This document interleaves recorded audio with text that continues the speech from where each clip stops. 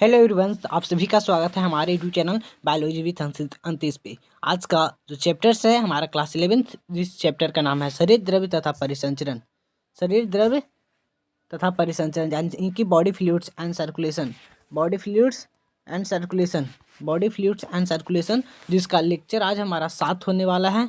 Lecture हम लोग आज 7 कंप्लीट करने वाले हैं। तो हमारे साथ लेक्चर 1 से 5 तक नहीं देखे हैं तो आप सभी वो सारे लेक्चर्स को हमारा प्ले लिस्ट चेक कर सकते हैं। आप सभी डिस्क्रिप्शन बॉक्स में लिंक दे दिया गया है।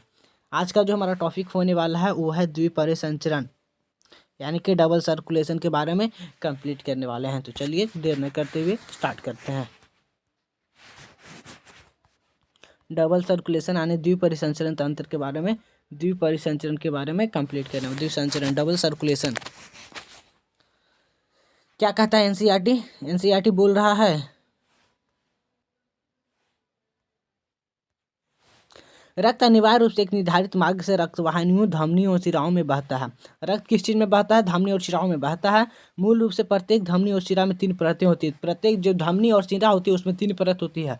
अंदर की परत जो होती है वह सल्की अंतरच्छादित ऊतक, जिसे हम अंतर अस्तर कंचुक कहते हैं। अंदर वाले लेयर को क्या चीज कहा जाता है? अंतर अस्तु कंचुक। चिकनी पेशियों लचीले रेशे युक्त जो होती है मध्य कंचुक होती है। चिकनी पेशियों लचीले रेशे से युक्त जो होती है वह मध्य कंचुक होती है। एवं कोलेजन रेशे से युक्त रेशेदार संयोजी ऊतक जो होती है वह बाह्य कंचुक होती है। शिराओं में मध्य कंचुक अपेक्षाकृत पतला होता है। शिरा जो होती है, शिराओं में मध्य कंचुक जो होती है अपेक्षाकृत सबसे पतला होता है। जैसा कि पहले बताया जा चुका है कि दाहिने निलय द्वारा पंप किया रक्त फुफ्फुसीय धमनियों में जाता है। दाहिने निलय के द्वारा पंप किया गया रक्त जो होती है, दाहिना निलय के द्वारा पंप किया रक्त फुफ्फुसीय धमनियों में जाता है, जबकि बाह्य निलय से रक्त जो होती है महाधमनी में जाता है। यहाँ पर देख सकती है, ये हमारा दाहिना आलिंद हो गया, हमारा ये दाहिना नीले बाएं नीले हो गया, ये दाहिना नीले हो गया और ये बाएं नीले हो गया। तो जो दाहिना नीला है क्या कर रहा है? दाहिने नीले के द्वारा पंप किया गया रक्त कहाँ जाता है? फुफ्फुसीय धमनी में जाता है। फुफ्फुसीय धमनी में जाता है, जबकि बाएं नीले के द्वारा कहाँ जाता है? महाधमनी में जाता है। महाधमनी में जाता है। ऑक्सीजन रहित रक्त फेफड़ों में ऑक्सीजन युक्त होकर फुफ्फुसीय शिराओं में होता हुआ बाएं आलिंद में आता है। ऑक्सीजन जो रहित रक्त होती है फेफड़ों में ऑक्सीजन रहित रक्त फेफड़ों में ऑक्सीजन युक्त होकर यहाँ से फेफड़ा में जाएगा, फेफड़ा से फिर ऑक्सीजनित होकर ये हमारे पास में बाएं आलिंद में आएगा, बाएं आलिंद में आता है। यह संचरण पद फुफ्फुसीय संचरण कहलाता है। इसे ही हम लोग क्या कहते हैं? फुफ्फुसीय संचरण कहते हैं। फिर ऑक्सीजनित रक्त जो होती है वह ऑक्सीजनित रक्त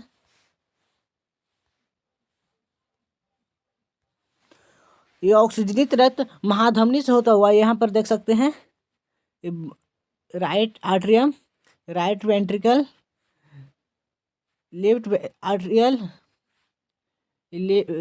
राइट वेंट्रिकल, फिर लेफ्ट वेंट्रिकल। तो ये जो लेफ्ट वेंट्रिकल से होती है महाधमनी से होता हुआ ऑक्सीजनित महाधमनी से होता हुआ धमनिकाओं ऑक्सीजनित रहते, यहाँ से जो ऑक्सीजनित रहत होती है वो महाधमनी से, सबसे पहले महाधमनी से होता हुआ धमनी, फिर धमनिकाओं तथा केशिकाओं से होता हुआ ऊतक तक जाता, और यहाँ से ऑक्सीजनित रहित होकर सिराओं तथा महाशिरा से होता है। सिरा सिराओं तथा महाशिरा से होता हुआ दाहिने आलिंद में आता है।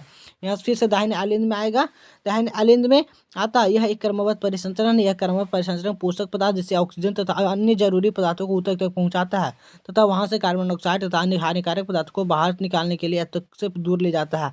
एक अनूठी संबंधी संबंध आहार नाल तथा यकृत के बीच उपस्थित होता है। किस चीज के बीच में पाया जाता है?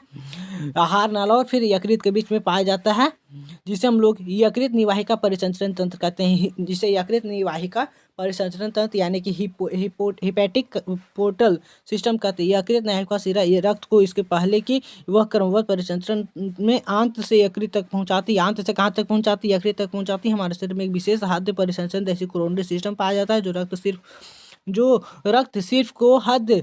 रक्त को सिर्फ हद पेशी न्यास तक ले जाता है तथा वापस लाता है।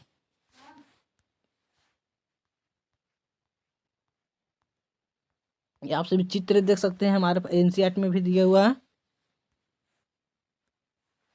ये देख सकते हैं, ये हमारा राइट आर्ट्रियम हो गया, ये लेफ्ट आर्ट्रियल, फिर राइट वेंट्रिकल, फिर लेफ्ट वेंट्रिकल। तो जो राइट आर्ट्रियल है यानी कि बायां आलिंद, और ये दायां आलिंद। फिर ये तो यहाँ से सबसे पहले यहाँ से जाएगा वेंट्रिकल में, वेंट्रिकल से फिर जाता है हमारे पास में फुफ्फुसे धमनी, धमनी से फिर फेफड़ा में जाएगा, फेफड़ा से फिर फुफ्फुसी शिरा से होते हुआ बाएं आलिंद में आएगा, बाएं आलिंद से बाएं नीले में, बाएं नीले से फिर से आ जाएगा महाधमनी में, धमनी से फिर धमनिकाओं में, फिर सिर धमनी, फिर शरीर अंग में। फिर यहाँ पर देख सकते हैं ये हमारा सिरा है, सिरा में चिकनी पेशी हो गया, अवकाशिका बीच वाला खाली जगह को कहते हैं अवकाशिका हो गया, धमनी हो गया, चिकनी पेशी हो गया, मानरोक्त परिसंचरण का आरेखित चित्र।